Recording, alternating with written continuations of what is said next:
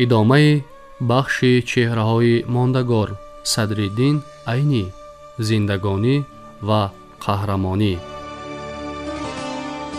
محض غرور ملی، کوشش برای بقای وطن و نگه داشتن فرهنگ به صدرالدین عینی امکان داد که آچرکی پرمحتوای تیمور ملک را نویسد. با عذاب و شکنجه و کلتک‌کوبی ها نگاه نکرده استاد عینی تاریخ ادبیات ما را ایجاد کرد. وی ثابت نمود که خلق تاجیک نه تنها وجود دارد بلکه دارای تمدن باستانی هم می باشد. برای فراهم آوردن محیط سالم معنوی ضرور است که نسل نورس سنت های اخلاقی، تاریخ، ادبیات و فلسفه قدیمی خلق خود را خوب داند.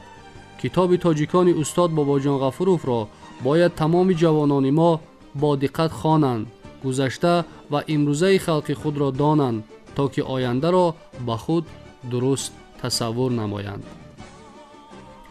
آنها باید خبر داشته باشند که صدرالدین عینی و باباجان غفوروف برای فرزندان سرسپرده ملتمان برای زنده کردن تاریخ و فرهنگ خلق خود با چه عذابها، تهمتها و مشکلات دیگر روبرو شده بودند، ولی آنها از هیچ چیز نهراسیدند، زیرا ننگ و ناموس وطنداریشان از منفعت‌های شخصی و محلی خیلی بالا بود. دهها و صدها فرزندان بهار و ناموس خلق را نام بردن ممکن است که برای آزادی، آبادی و آبروی ملت و استقلالیت وطن عزیز فداکاری و جانثاری ها کردند. از بین این فرزندان سرسپرده من 2 نفر را مخصوص نام بردن می‌خواهم که برای تشکل ملت، بالاروی حس خودشناسی و وطنداری و استقلالیت تاجیکان خدمت بزرگ کردند. این 2 فرزند برومند خلق استاد صدرالدین عینی و باباجان غفوروف می باشند. صدرالدین عینی موجودیت خلق تاجیک را همچون ملت قدیمه آسیای مرکزی اثبات نموده حق و حقوق‌های قانونی این ملت را برای تشکیل دادن دولتداری ملی خود به میان گذاشت. باباجان غفوروف اقدام وطن دوستانه صدرالدین عینی را ادامه داده برابر فعالیت خردمندانه دولتداری تاریخ قدیمه ملتش را به شکل یک اثر جامع از زمانهای قدیمترین تا روزهای ما نوشته پایدیوار استقلالیت و خودشناسی تاجیکان را جاودانه ساخت. ما با کمال احترام و سپاسگزاری به این 2 فرزند فرزانه ملت اولین عنوان قهرمان تاجیکستان را مناسب دانستیم. باعث افتخار است که آثار پند و اخلاقی و فلسفی ادبیات 1000 ساله ما در سراسر جهان اعتراف گردیده برای تربیت معنوی انسانها خدمت بی اندازه کرده است. بشریت ترقی پرور در صف بزرگان جهان همیشه از استاد رودکی، حکیم فردوسی، شیخ سعدی، ابن سینا، جلال الدین بلخی، خواجه حافظ، عبدالرحمن جامی و میرزا بیدل یادآور می شوند. ما از آن نیز سربلند هستیم و افتخار داریم که شاعر شهری آلمان گیوته از بین ادیبان و شاعران 7 تن همزبانان ما را ستاره درخشان نظم نامید و در نزد استعداد آنها سر تعظیم فرود آورد.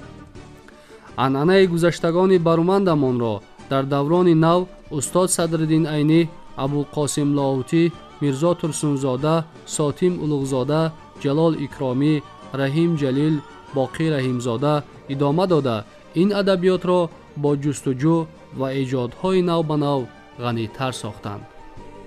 تنها با واسطه هنر و استعداد والا، ابراز حقیقت، افاده معنی‌های بلند که با درد و نیاز مردم همصدا باشند در ادبیات جاودان میمانند، عزیز هر فرد و هر خاندان میشوند. این را زندگی نامه 10 بزرگان ادبیاتمان خصوصاً ایجادیات و تلاش‌های استاد رودکی، فردوسی، ابن سینا، ناصر خسرو، شیخ سعدی تا صدرالدین عینی ثابت میکنند. یعنی ادیب سرنوشت‌نگار دوران و ملت خود است. ادیب راهنما و پندآموز انسان هاست. مگر زندگی و کار و ایجاد در سالهای پرآشوب برای استاد عینی، لاهوتی، بعدتر برای میرزا ترسونزاده، ساتیم اولوغزاده، میرسعید میرشکر و جلال اکرامی و دیگران آسان بود؟ مگر باباجان غفورов بممانیت تحقیقات خود را به انجام رساند و خدمت بزرگ و شایسته به ملت کرد. سخن از زحمت مشکل راه ایجادی و هدف و مسئولیت ایجادکار می رود. استاد صدرالدین عینی راه آسان زندگی و ایجاد را انتخاب نکرد و با وجود برجاماندگی عذاب و شکنجه سخت جسمانی مخالفان برای حفظ فرهنگ، اثبات هستی ملت تمام خرد و عقل و ذکاوت خود را دریغ نداشت. بخش چهره‌های ماندگار در باب صدرالدین عینی زندگانی و قهرمانی ادامه دارد.